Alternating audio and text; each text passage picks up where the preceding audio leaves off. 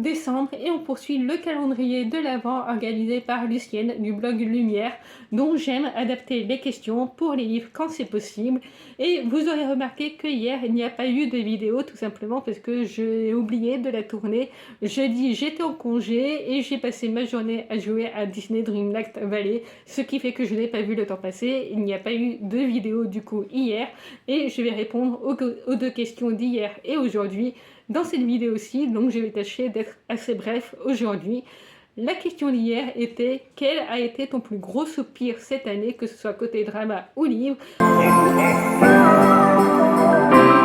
Pour le drama, ce n'est pas un drama que je vais citer en tant que tel, mais plutôt un concept de réalisation qui m'a beaucoup énervé cette année. Et là, normalement, mes copines dramavores qui me suivent sur Twitter doivent avoir deviné de quoi je vais parler.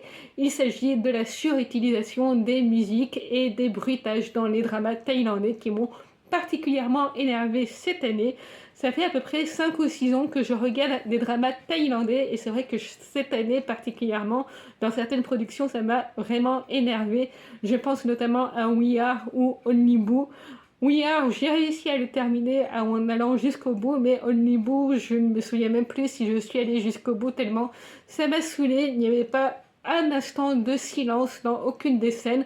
Dès qu'il y avait un petit blanc et qu'il n'y avait pas de dialogue, même pendant les dialogues d'ailleurs, et il y avait toujours soit un bruitage, soit de la musique derrière pour combler les blancs.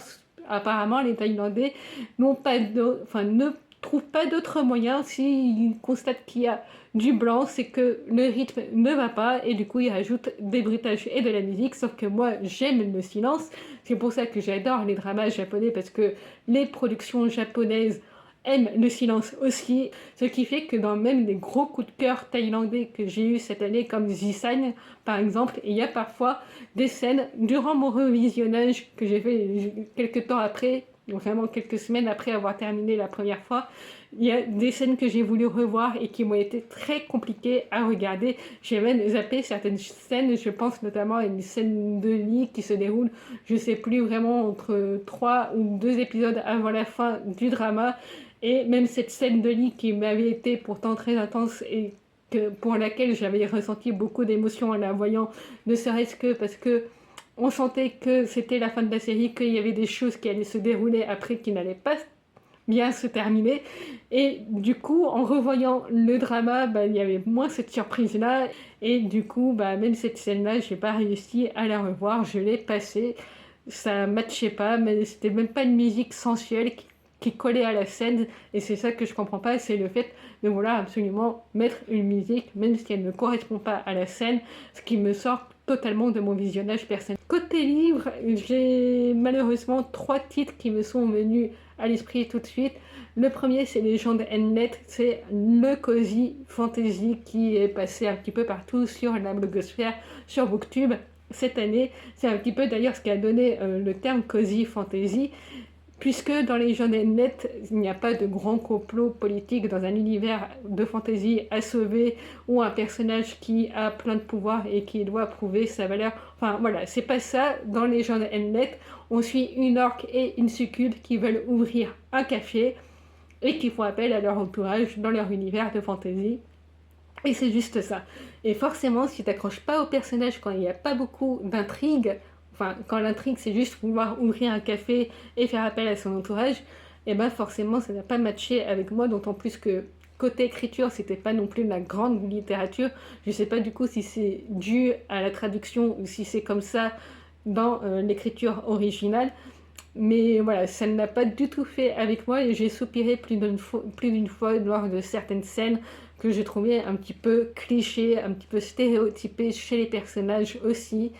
Il y a malheureusement ça aussi dans Les Chats des Neiges ne sont plus blancs en hiver. Ça, je m'y attendais un petit peu plus, puisque la majorité des chroniques que j'ai pu voir sur ce livre-ci sont très mitigées. Pas forcément totalement négatif, mais très mitigé, puisque ce roman-ci est considéré comme étant de la parodie de fantasy, ce que je n'ai pas du tout ressenti. Pour moi, la parodie de fantasy, c'est vraiment très drôle, comme dans Les Annales du Disque Monde.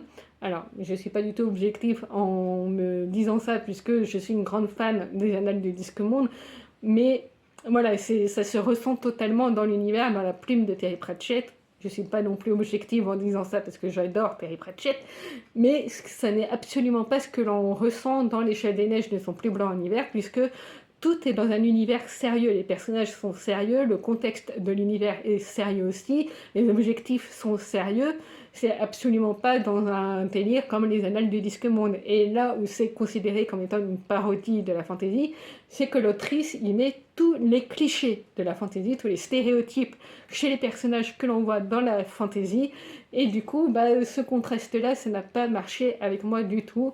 Et même si la plume de l'autrice était quand même meilleure et effectivement, on rentrait un petit peu plus dans les détails, on avait vraiment un vrai style d'écriture, contrairement à Légende net où j'ai vu aucun style d'écriture.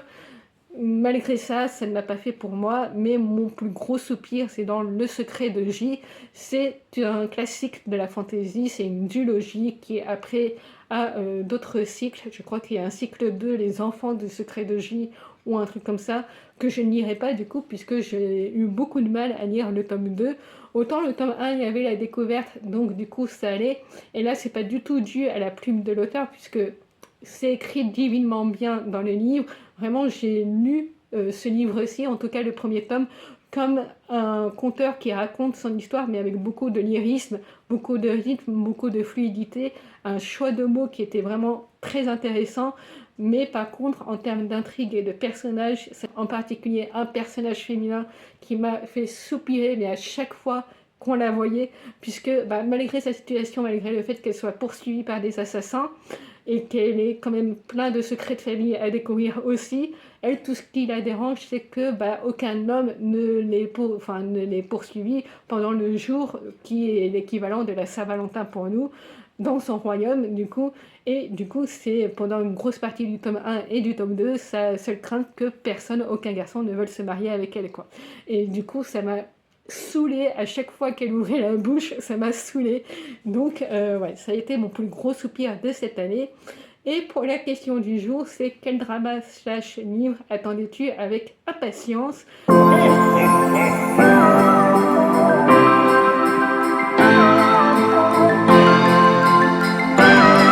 Je suis restée côté drama sur les deux premiers titres qui me sont venus.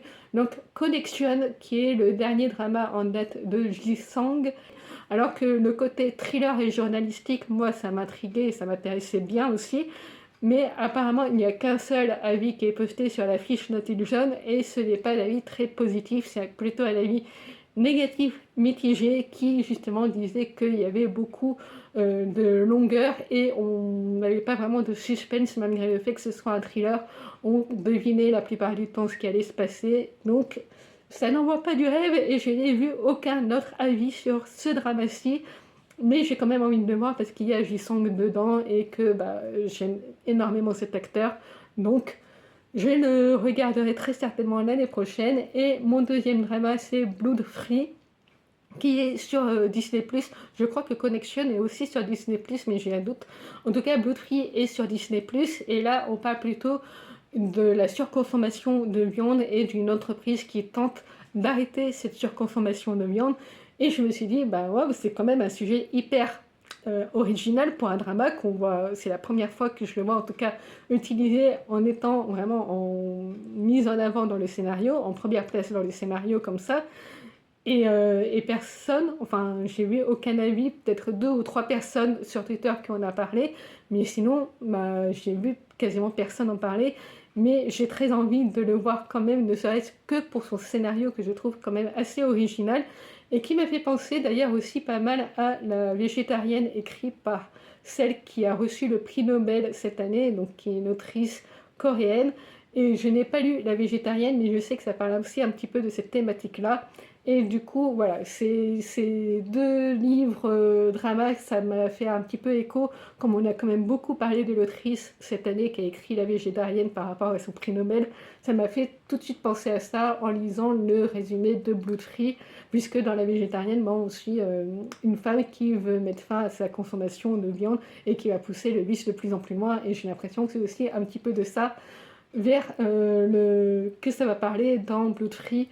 Donc voilà, ce sont deux dramas que j'ai très très hâte de voir l'année prochaine parce que malgré le fait que je les attendais avec impatience, je ne les ai pas vus cette année. Et côté livre, j'ai pris parti de prendre uniquement ceux que j'ai possédés dans la pile à lire, qui sont mettre le bracelet de Jade, qui est du fantastique chinois, où dans un contexte historique assez compliqué et en guerre, je crois la Chine est en guerre à ce moment-là, un père raconte à sa fille plusieurs histoires, plusieurs mythes et légendes qu'il a connus lui-même pendant son enfance pour échapper un petit peu à la cruauté de cette guerre-ci. C'est un tout petit roman qui est assez fin et du coup j'ai très hâte de m'y plonger plutôt pour le printemps, je dirais. Ça me correspondrait plus à cette saison-là pour une bonne période de lecture pour vraiment m'immerger dedans.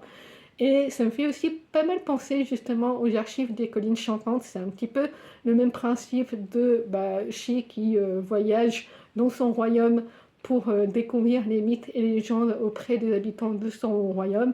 Ça me fait un petit peu penser à la même trope du coup. Et justement, mon autre gagnant, Les Beaux et les Élus, écrit par Nigbo. Du coup, c'est le dernier roman de Nigbo qui a écrit pas les annales du disque monde, pardon, je me mélange. Les archives des collines chantantes, c'est la même autrice. Et donc, dans Les Beaux et les Élus, on est plutôt dans un contexte historique. Pour le coup, je crois qu'il n'y a pas vraiment de fantastique dedans, à moins que je me trompe. Je n'ai même pas lu le résumé, je l'ai juste pris parce que c'était les archives, celle qui avait écrit les archives des collines chantantes. Voilà, donc c'est tout pour moi. Vous dites-moi en commentaire quel a été votre plus gros soupir de l'année en livre ou en série et quel drama livre avez-vous attendu avec le plus d'impatience cette année, en vu ni lu. Donc vous dites-moi tout ça en commentaire et je vous retrouve demain.